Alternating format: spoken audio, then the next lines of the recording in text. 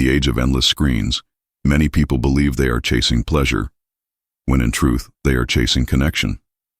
But what they find instead is illusion. They believe they are quenching their thirst, but what they drink is salt water. It only leaves them thirstier. Carl Jung would say that the problem of pornography is not about morality, but about the misuse of archetypal energy, the deepest patterns of the human psyche. And when these archetypes are distorted, the result is emptiness, compulsion, and despair. In this speech, I will break this down into two key points that go to the heart of the matter. Pornography hijacks the archetype of the lover. It offers a counterfeit intimacy that starves the soul. Pornography destroys vulnerability. It replaces authentic human risk with sterile fantasy, leaving the psyche hollow. Together, these 2 points explain why porn is so addictive, so destructive, and yet so revealing of our deepest human hunger. Key. Point 1. Pornography hijacks the archetype of the lover. Carl Jung believed that all human beings are shaped by archetypes, universal patterns embedded in the unconscious. These archetypes are the deep structures of the psyche, shaping our myths, our stories, our desires.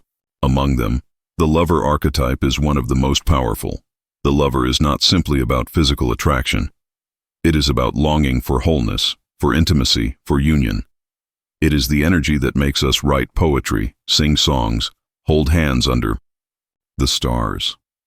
It is the force that pulls us beyond isolation into connection. But here is the problem. Pornography takes the sacred power of the lover archetype and hijacks it. Instead of guiding us toward genuine union, porn reduces intimacy to performance. Instead of vulnerability, it gives us spectacle. Instead of a living soul, it gives us an image. The addict believes his longing is being fulfilled, but in truth, the archetype is being misused. Why it feels real, we must ask. If porn is empty, why does it feel so powerful? Because archetypes carry enormous psychic energy. When porn presents the image of intimacy, even if hollow, the unconscious responds as if it were genuine. The lover awakens, but is misled.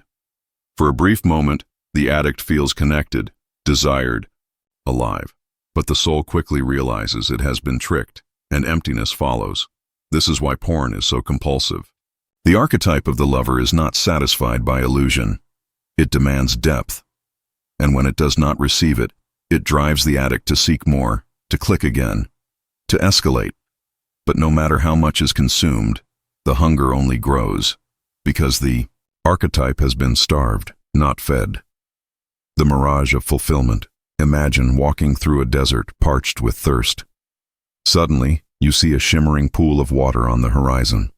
You run, desperate to drink, but when you arrive, it vanishes. It was only a mirage. Porn is the psychological mirage of the lover archetype. It promises connection, but delivers nothing. The more you chase, the more desperate you become, until exhaustion takes over. But the tragedy is deeper. Many people begin to confuse the mirage with reality. They lose touch with the real possibilities of love, intimacy, and partnership. They settle for illusions because illusions feel easier than the risk of reality. The feminine archetype. Distorted in Jungian psychology, men carry an inner feminine image, the anima. The anima's role is to guide men toward creativity, emotional depth, and real connection with women. But when porn hijacks the anima, she becomes distorted. Instead of guiding the man toward intimacy, she traps him in fantasy. She whispers, "Stay here, in the illusion. Do not risk the pain of real love." And so, men become less capable of engaging with real women. They lose confidence.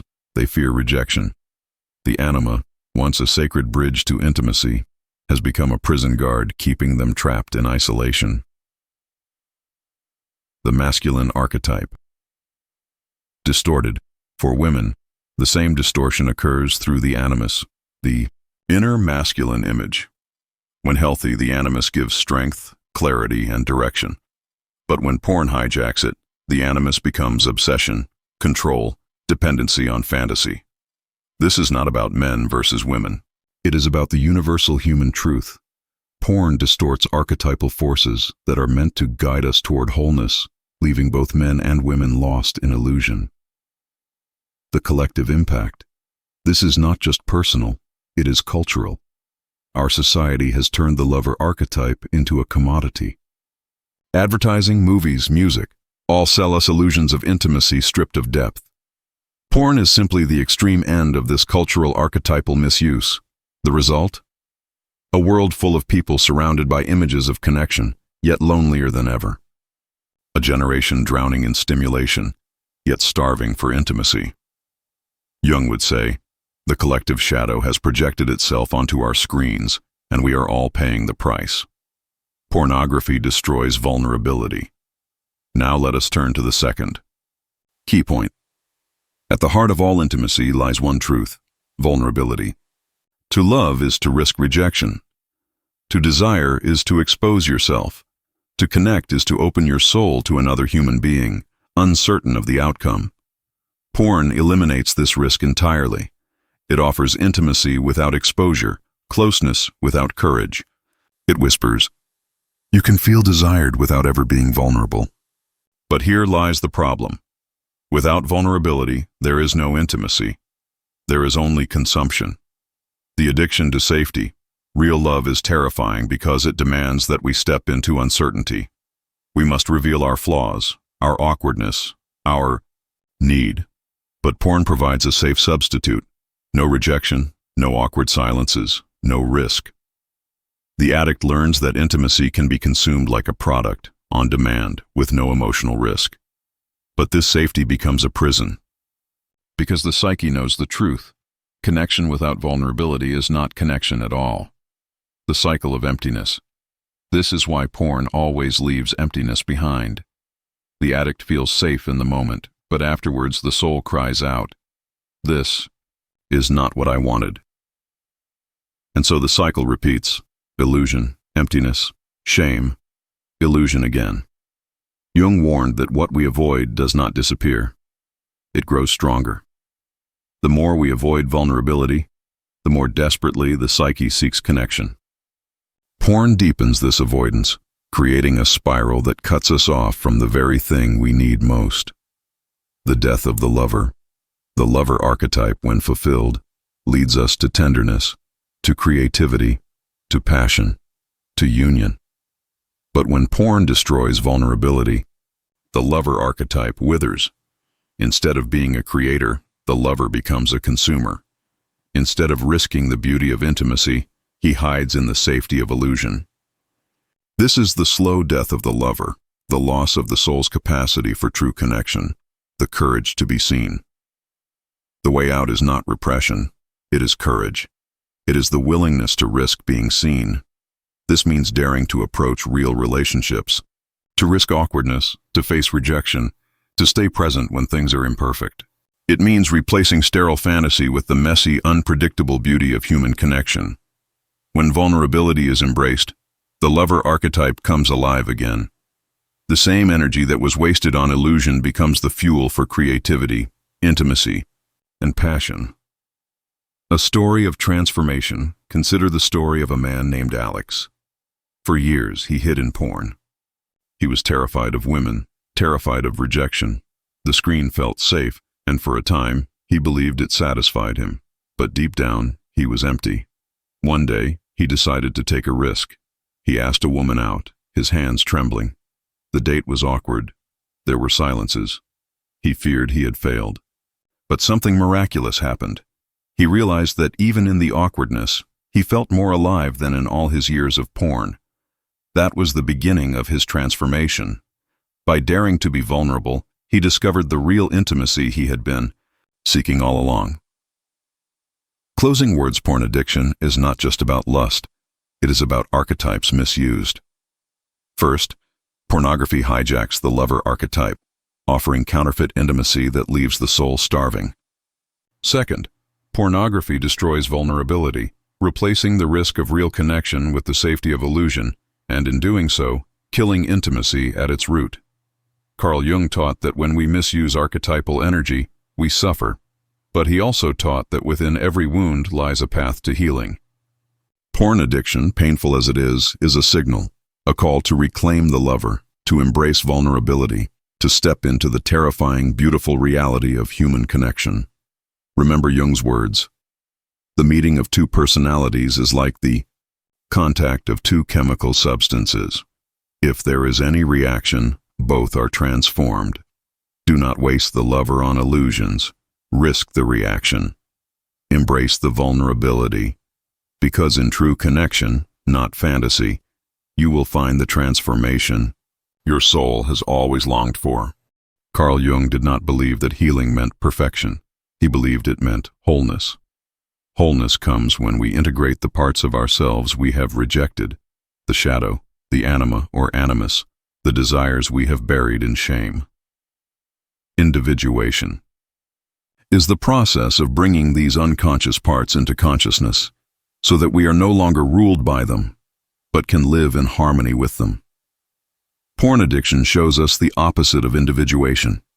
It is fragmentation.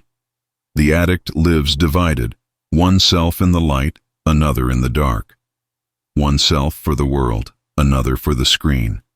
One self filled with shame, another filled with longing.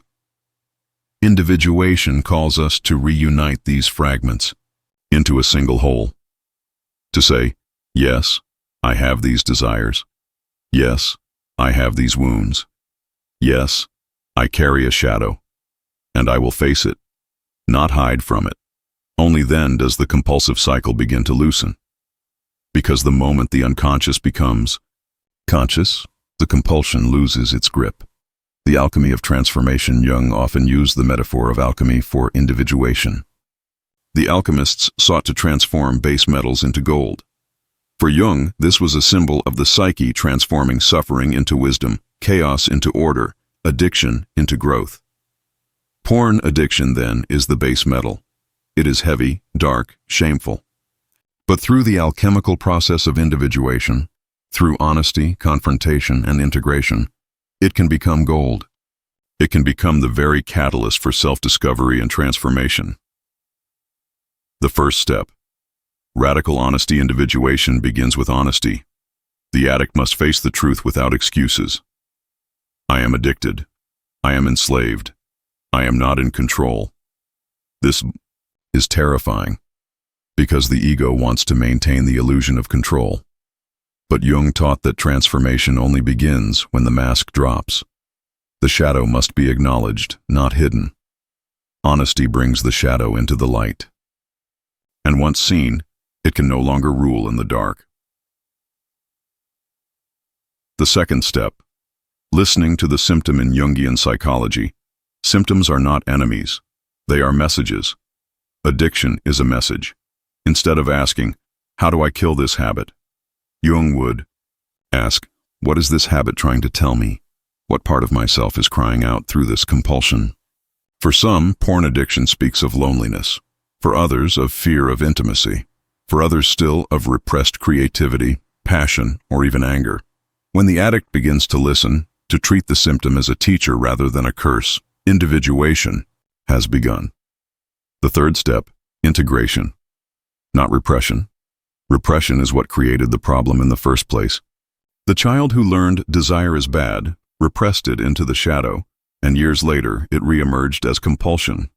The solution is not more repression. It is integration. Integration means saying, my sexuality is not my enemy. My desire is not shameful. These are parts of me that must be honored and directed toward life, not hidden in darkness. When sexual energy is integrated, it transforms into creativity, intimacy, vitality. The same energy that fueled addiction becomes the energy that fuels life. The tools of individuation. Now let us move from theory to practice. How does one walk the path of individuation beyond addiction? Jung did not give us quick fixes. He gave us tools, practices to engage the unconscious. Let us explore some of them. Active imagination. Jung developed a method called active imagination, a dialogue with the unconscious. For someone struggling with porn addiction, this might mean journaling their fantasies, dreams, or urges, and then asking, what do you want to tell me? What do you represent? Instead of indulging or repressing, the addict engages. He learns that the fantasy is symbolic. It is pointing to a wound, a need, a hidden desire for connection or expression. By engaging